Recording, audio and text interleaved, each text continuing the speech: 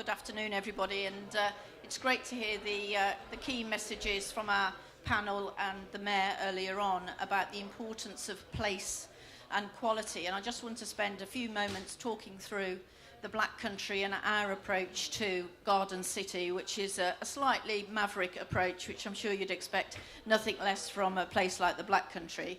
I think in terms of context, the West Midlands will actually only achieve its ambitions if the Black Country fulfil its ambitions in terms of growth. And we're really up for that challenge and have been working really hard in terms of understanding how we shift the dial in terms of the quality and the choice of housing across the Black Country.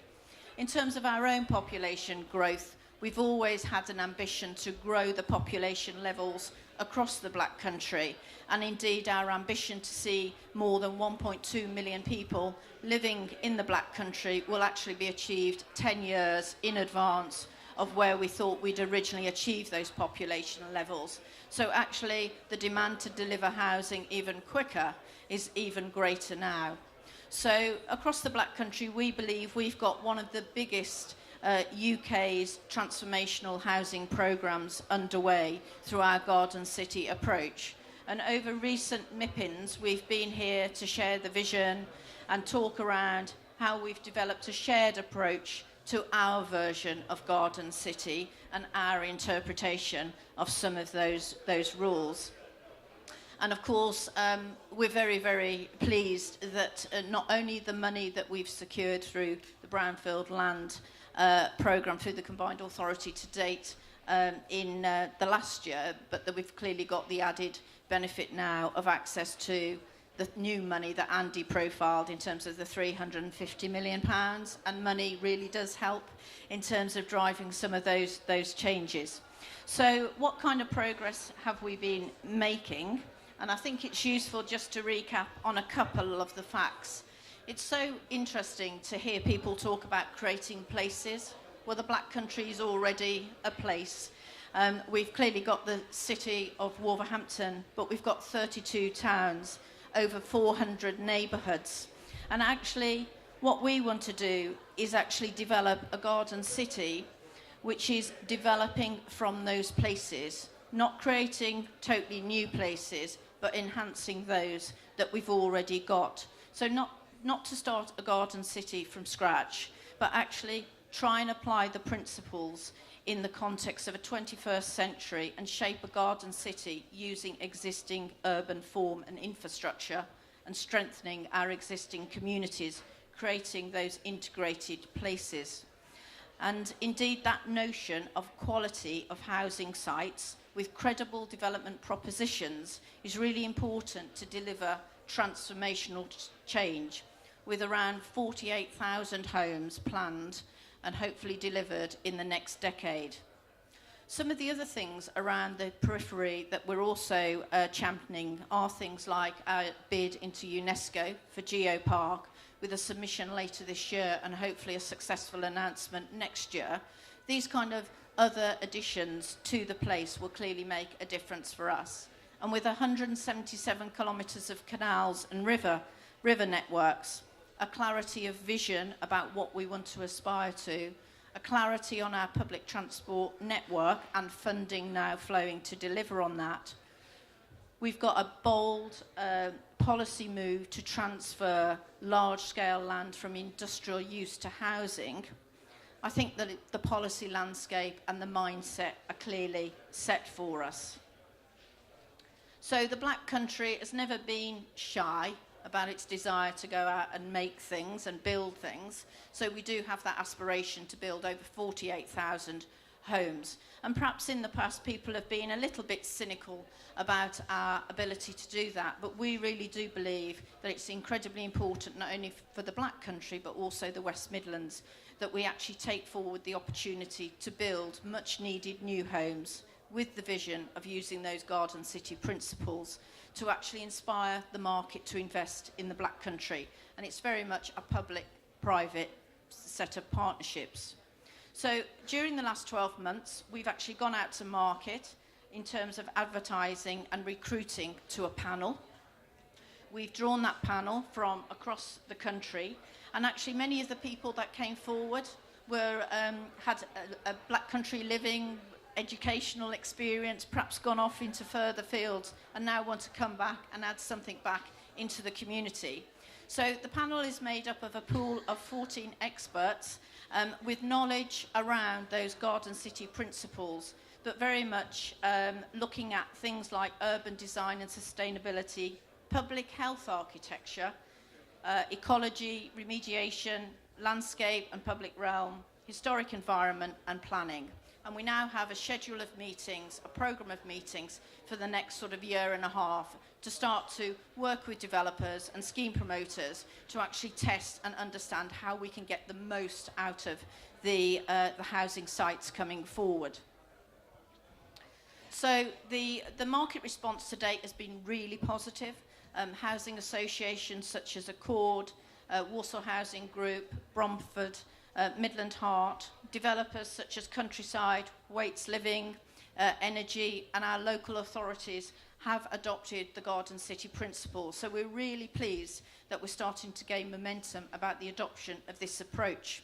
And we really do believe, because we've got that sort of mix of an existing urban form, albeit with some challenges, but a fantastic proximity to a great set of connectivity and the metro and that kind of investment coming to connect our communities even further, that we can really start to see that the impact of Garden City principles is starting to take shape. Values are a challenge in the Black Country, but actually they've been rapidly improving and on the rise. And we're now not at the bottom of the value tables, but actually our house price values are growing faster in the last 5 years than places like South Staffordshire, Telford, Wyre Forest and Worcester. So we're pleased to be on the rise and making a difference. But in the Black Country, what we need to do is get some scale into the development of the actual housing development. And what we've actually been doing is ensuring that some of our key corridors have actually got the scale. And I'll talk a little bit about that shortly. But the principles that we're looking to actually take forward are around the land use, are around ecology, are around does this housing development deliver something different for the health and life chances of the communities that it starts to serve. And even things like accessibility into local amenities and communities. All these little things, these little focus on some of the design will really start to make a difference as we deliver out on those 48,000. So in terms of some of the sites that we've seen coming forward, Goscott in Warsaw is a fairly major site for us, been extremely successful with Energy delivering in advance on phase 1 of this scheme, selling off plan, which has been fairly unusual for us, but actually building confidence. So this phase 1 was completed 6 to 9 months in advance of when we thought it originally would, and now we're undertaking a further phase 2. And that second phase, which got underway at the end of last year, will hopefully see a further in excess of 400 units actually coming forward. So I talked about, and well, Andy earlier talked about the importance of connectivity. So the Walsall to Wolverhampton corridor, with the plans for the 2 new railway stations in Willenhall and Darlaston, will accommodate up to 8,000 new homes, and we very much hope that across a range of sites we'll be able to see the Garden City principles applied, work, and the private sector with the public sector working with our panel. And indeed our metro corridor, the scale of capacity by connecting Dudley to Brierley Hill to Sandwell and on to Birmingham, 16,500 homes within that corridor. So the plans are ambitious, and we intend to ensure that we can continue to develop those plans in partnership. And I think very much in the area of the Black Country and taking those Garden City principles, we want to continue with the partnership across as many organisations as we can. Our current delivery, we want to increase that by about 1,000 homes a year, so it's not necessarily a small challenge, but we're really passionate about different modes of delivery and also the opportunity of off-site manufacturing. And we've seen some recent expansions of actual facilities in the Black Country area.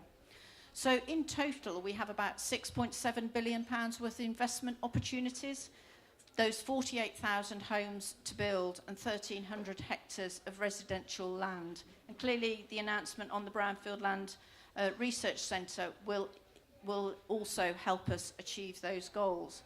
I have got a challenge for Homes England.